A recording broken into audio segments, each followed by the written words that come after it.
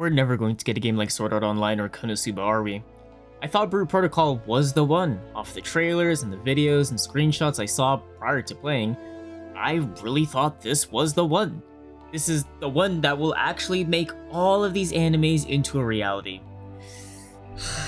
If it hasn't been done before, why did I think this one was going to be the one? My whole experience really reminded me of my experience of Starfield. I was very hyped from the previews, the showcase, and just the premise of the game in general. But after playing the game, Blue Protocol Star Residence was just a disappointment to me. I'll start with talking about the story like I do in most of my videos. The entire game has a Japanese dub. There is no English dub anywhere, which isn't a red flag for me because whenever I watch anime, I prefer watching in sub like a normal person.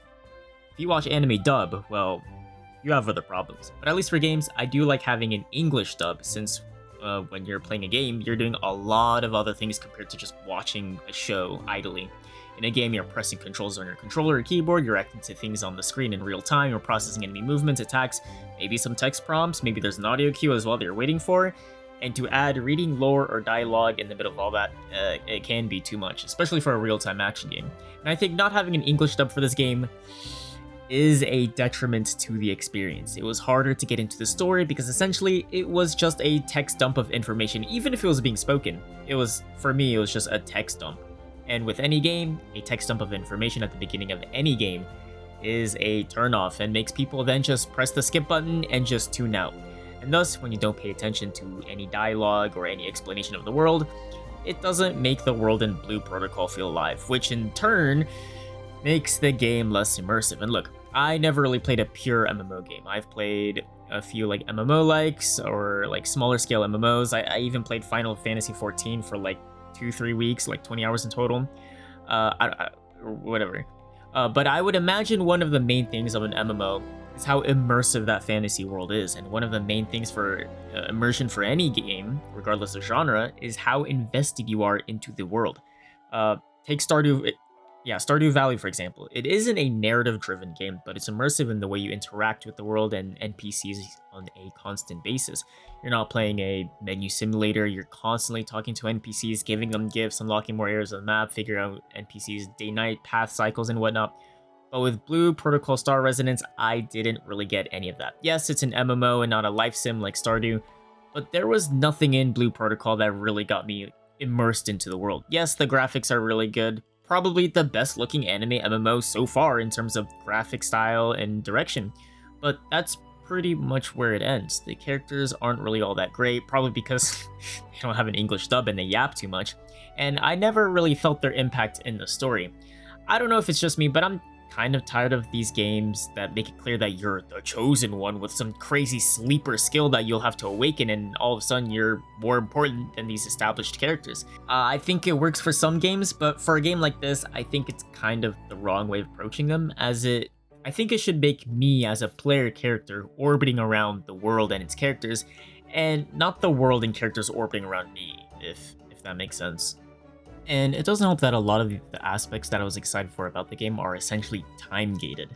Look at the world map, there are areas you are not allowed to explore until a certain amount of time in the real world has passed. Same thing with the main quest line, get caught up to the story and you do a couple of quest steps like talk to this person, then talk to this person, then kill 50 goblins, now wait 18 more hours for the next quest step.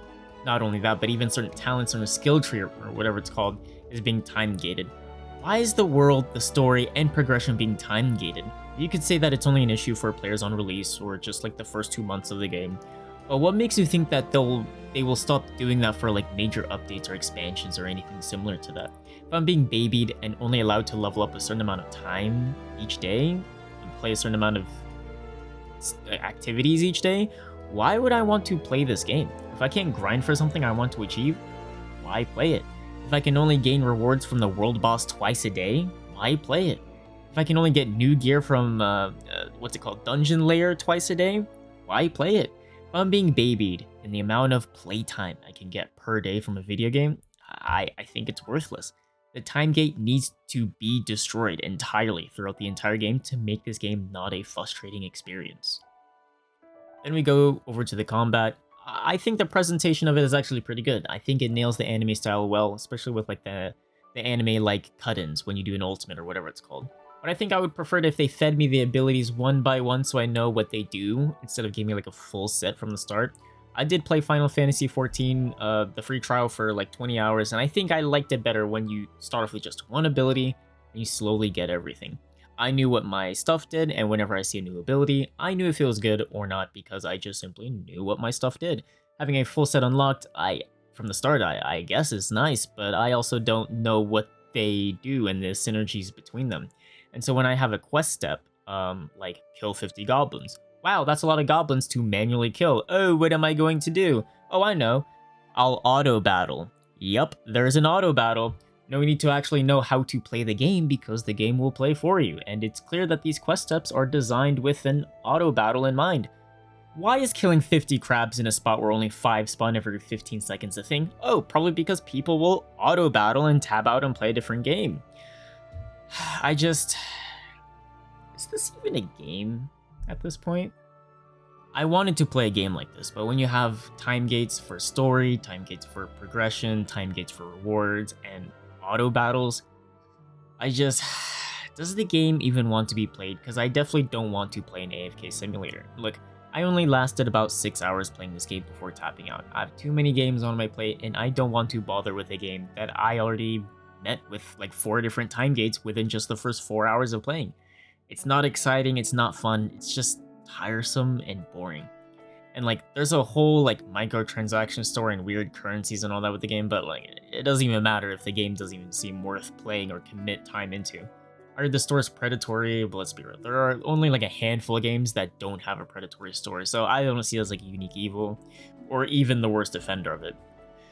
So yeah, if you're into the social aspects of the game, there are a few things, like holding hands or whatever, but I think you'll get more mileage in a game like Roblox or something.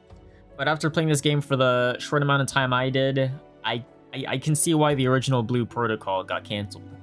Because Blue Protocol Star Residence is a huge disappointment for me. That'll do it for me for today. Make sure to like and subscribe as my goal is to get to 500 subs by the end of the month. I hope you guys have a great rest of your day, and I appreciate you guys for watching.